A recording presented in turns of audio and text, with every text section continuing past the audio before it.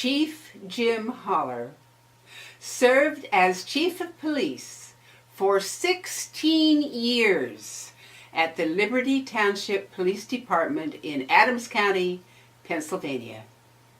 Chief Holler is an internationally known speaker specializing in crimes against children and has trained and provided technical assistance to thousands of attorneys, judges, law enforcement professionals, medical, mental health, and public health professionals, social workers, advocates, and allied professionals, both in the United States and internationally, on a range of topics specifically related to crimes against children. Chief Holler became an Internet Crimes Against Children investigator and has conducted proactive Internet investigations, making multiple arrests for possession of child pornography and undercover chat-related arrests for soliciting sex from minors. Chief Holler was the founder and board president of the Adams County Children's Advocacy Center in Gettysburg, Pennsylvania, and past board president of Wetzel-Tyler County, West Virginia Child Advocacy Center in Paden City, West Virginia, and is the board chair of Adams County Domestic Violence Shelter, Survivors, Inc., in Gettysburg, Pennsylvania. Ladies and gentlemen, please welcome retired Police Chief Jim Holler. Okay, great. I do consulting in crimes against children cases throughout the United States and Canada. And so basically what I end up doing is we offer a bunch of different programs to law enforcement, to social services, to judges, prosecutors, parents, and we do a lot of trainings for middle school and high school age kids also when it comes to cyberbullying and sexting and sexual abuse. So we offer a bunch of different topics from child abuse investigations to child homicide to sexual abuse investigations, but kind of the whole gamut of the investigative piece for the multidisciplinary team, especially law enforcement, social services. Right. And I love the fact that you do so much public speaking and helping to educate people, not just in helping with the legal aspect, but helping with the intellectual and the emotional aspect. Jim, dwell on that a little bit and tell people how you do that. Yeah, I mean, we've got a huge problem here in the United States, not just with physical abuse and neglect, but sexual abuse. I mean, we're losing over 2,000 kids every year to homicide at the hands of their caregivers. So that's 5 kids plus a day. In the latest study that I found in March, they're expecting that to go up to about 3,000 kids that we'll lose next year in 2017. That's an unbelievable amount.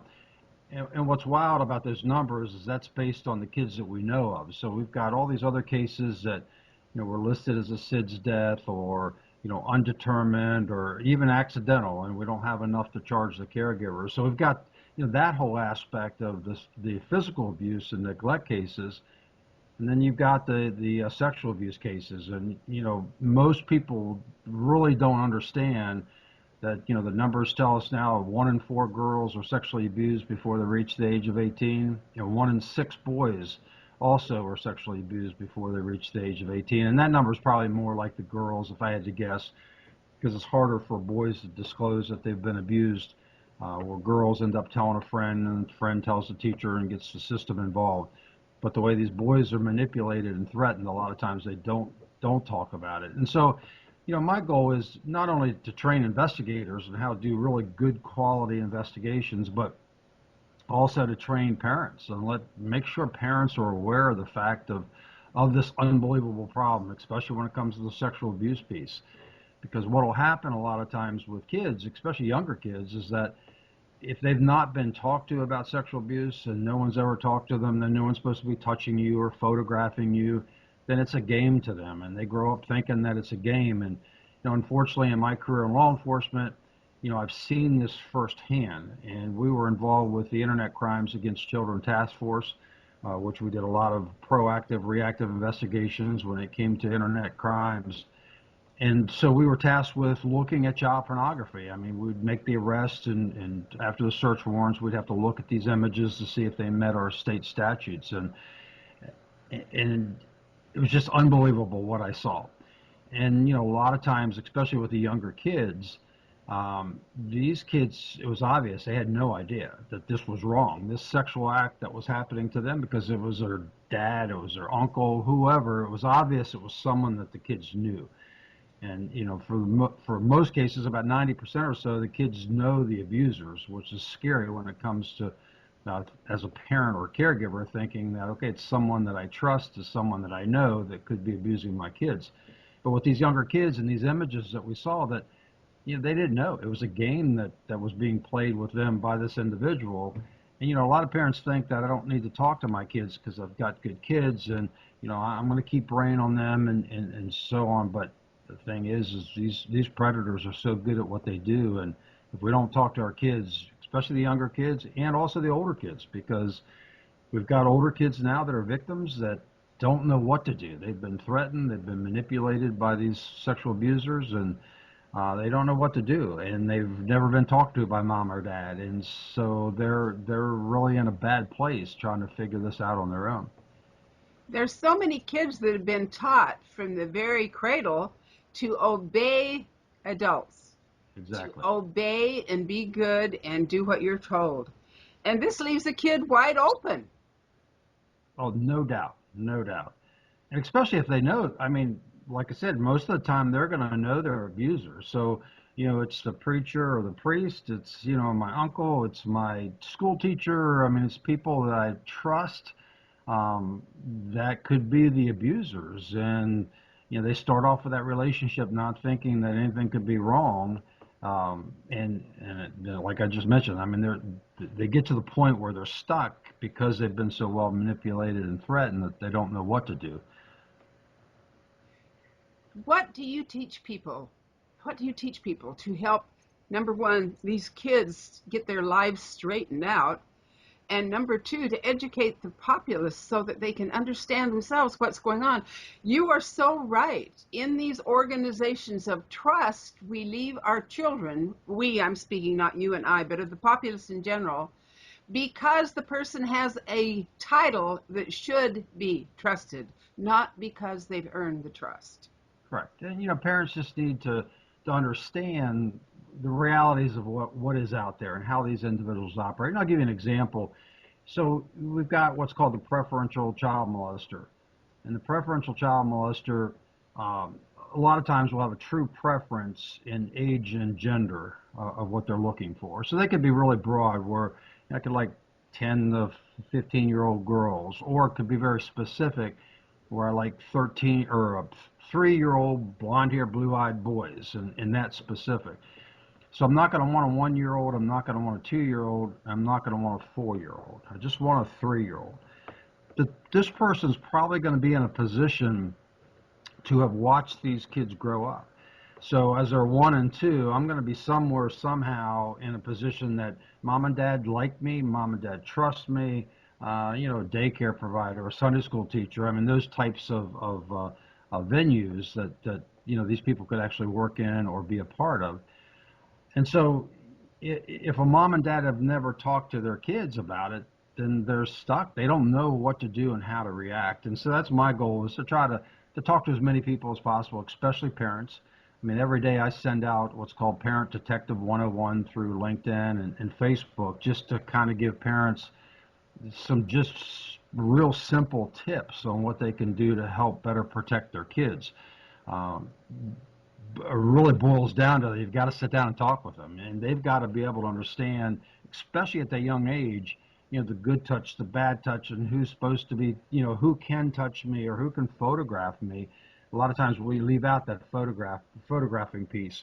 I tell my kids, no one's supposed to be touching you in your private areas, but I don't mention photographing. And unbelievably, we've got such a huge problem here in the United States with child pornography or child abusive images, and because kids just don't know. And I'll give you a great example. I had the opportunity one time to speak to a school group, and this girl was in first grade and came up to me afterwards, and she's crying, and she's telling me that her brother's playing games with her every day after school. And of course, in our investigation, we find out that her 18-year-old stepbrother was raping her every day after school. And I often think about that case that, luckily, if I wouldn't have been there that day, or her parents obviously didn't talk to her about private parts or the games that people can play, is how long would that have gone until she realized that this was not something that should be happening. And that's the simple thing sometimes, especially with their younger kids, that no one's supposed to be touching me, no one's supposed to be photographing me. But that's just not a one-time conversation that parents and caregivers should have with their kids. It's something that you have to keep going on and on, especially when we start talking about the internet and we start talking about cell phones and we start talking about all the technologies that we have, because the two groups that know technology the best are our kids and our child sexual predators, because now that's their in. I mean, they can get online now posing as a kid or just another adult and be on any of these apps now the kids are downloading on their phones, and meet these kids and carefully groom them, and end up meeting up with them and raping them. So we've got an unbelievable problem, and parents just need to be more aware. I always tell parents that you need to be a detective. And, I've said that for years, even before the internet was ever established, that, as far as looking at your kid's bedroom for drugs, and yeah, you've got a good kid, but you just never know. And the same thing with the technology, and with cell phones especially, or with any of the gaming sites or computers that the kids are on. You need to be a detective. And I'll give you a great example of that. So I tell parents that you need a cell phone bedtime. If your kids have a cell phone, that at whatever time you establish, the phone gets put on the dining room table and the child goes home without it. And so I teach this class, and a young lady ends up going home, and she's got a 10-year-old daughter, and she implements this cell phone bedtime. Of course, the 10-year-old daughter didn't like it very much. Big fight ensues between mom and 10-year-old, but mom wins out on the fight, and they establish this bedtime. So mom starts looking at the phone, because it's your opportunity as a parent now to who's communicating with my kids.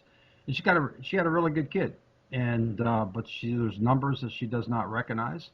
And in fact, when she's got the phone in her hand, a text comes in and says, "Remember, I'm going to call you at 11 o'clock." And 11 o'clock comes around and the phone rings, and it's adult male. This child had gotten into one of these apps and one of these sites and met this guy. And here we've got an adult male who's now carefully grooming this 10-year-old and talking about, buying her things and when they can meet and so on. And so that's the scary thing. And of course, mom calls me up. She's freaking, because she's like, if I would never have picked my daughter's phone up, who knows what would have happened. But it's not just cell phones. We've got gaming sites that, here shortly, 2, 3, 4 o'clock, when kids come home from school, you're a 10, 11, 12, 13-year-old boy, they're going to get on these gaming sites. And one thing parents need to realize, that every time your child gets onto a gaming site and or the web period, and starts, whether it be a chat room, whether it be, a Snapchat or any of these other apps, that they will talk to an adult sexual predator. It's just that prevalent now. It's always been, but it's still just that prevalent that they will end up talking to these individuals. And most of them have no idea, especially with the games, because most parents think that's a pacifier.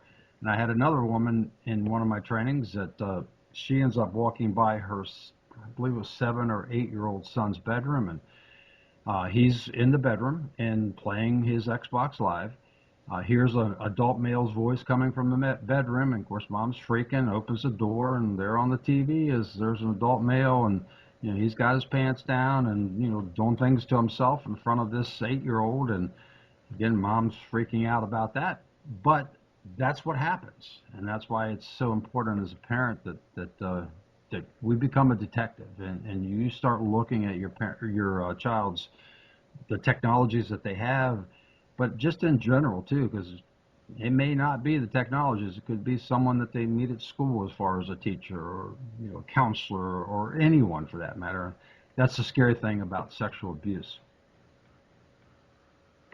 Can you give parents and listeners some guidelines about predators that they know? In other words, they don't suspect them and they didn't come in over the internet, but maybe they're the guy next door that likes to babysit everybody's kids.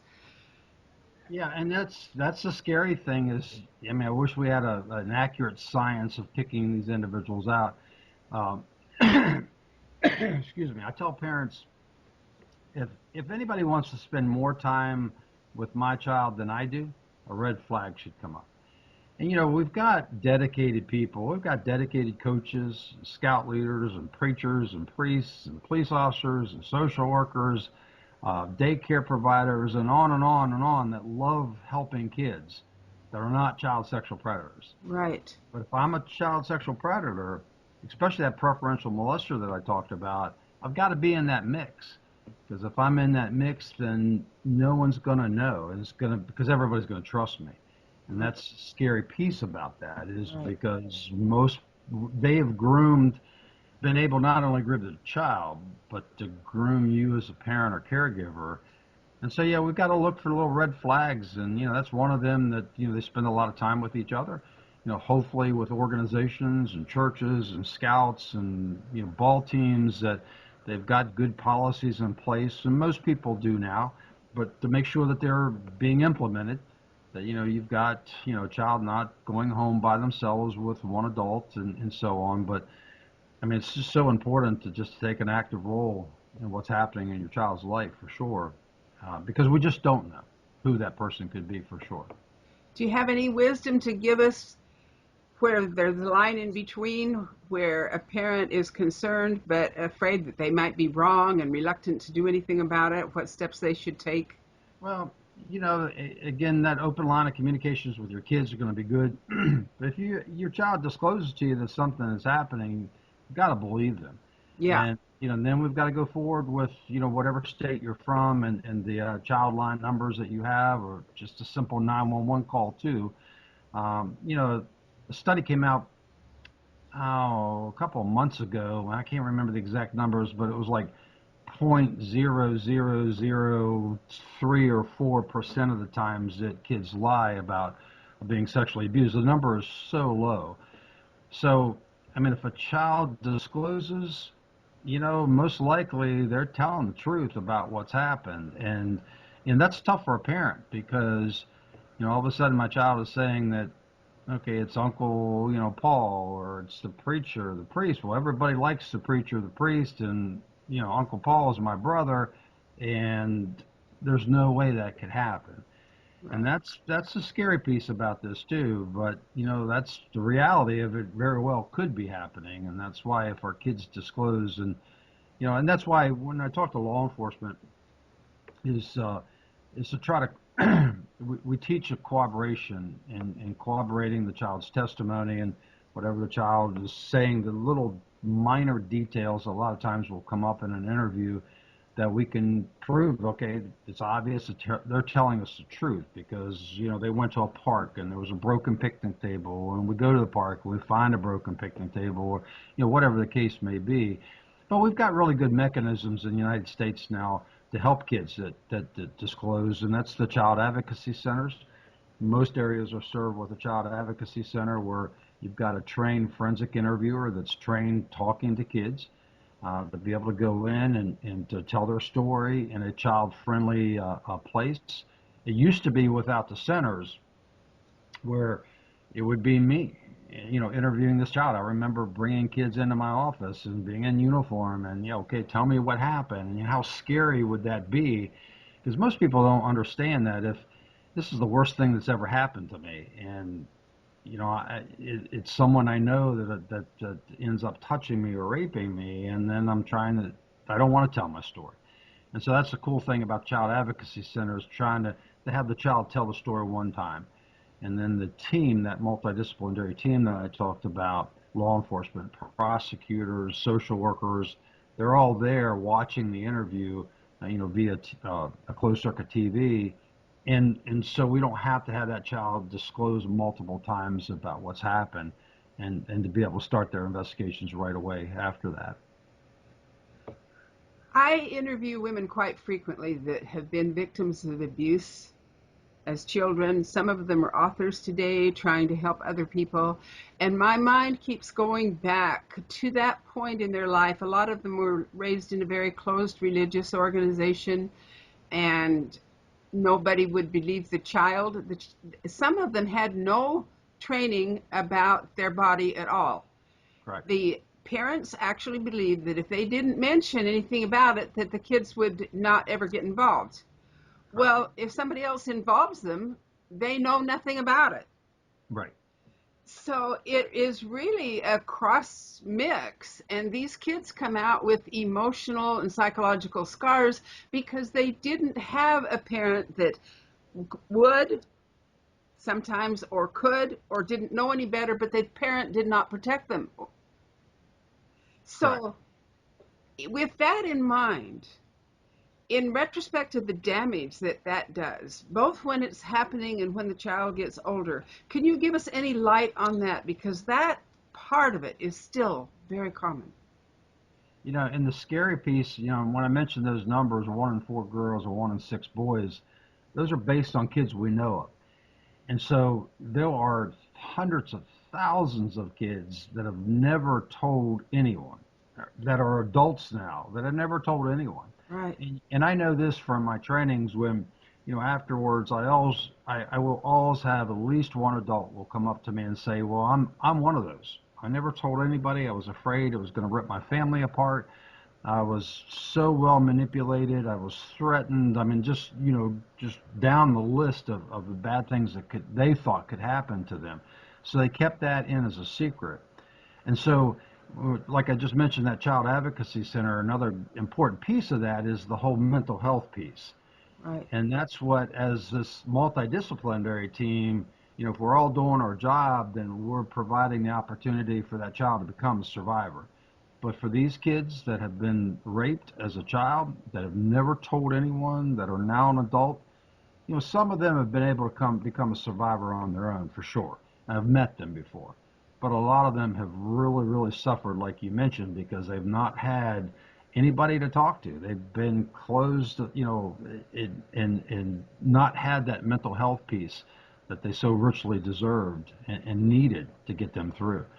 And that's the scary thing about sexual abuse, and that's why, it's so important, like I mentioned, that parents talk to their kids over and over again about this, and not just a one-time thing, because you just never know what could happen to our kids. One of the things that I noticed in the particular type that we're talking about now, a lot of these women, and some of them guys, had the weight of the world on their shoulders because the predator made them believe that if they told, it would be their responsibility for breaking the family apart. It would be Right. their responsibility for being rotten, evil, and wicked, and that Correct. they were themselves the perpetrator. And these people had an extremely painful decline in their self-confidence that really wounded them a long time.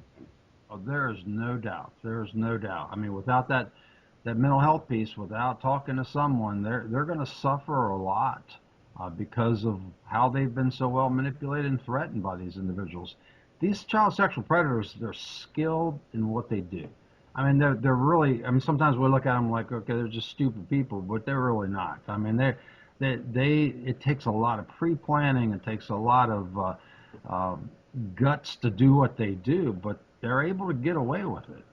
And the scary thing is for parents is that you hear of these individuals, the preacher or priest that gets arrested for raping one girl, or the scout leader or the teacher. We're hearing more and more with teachers.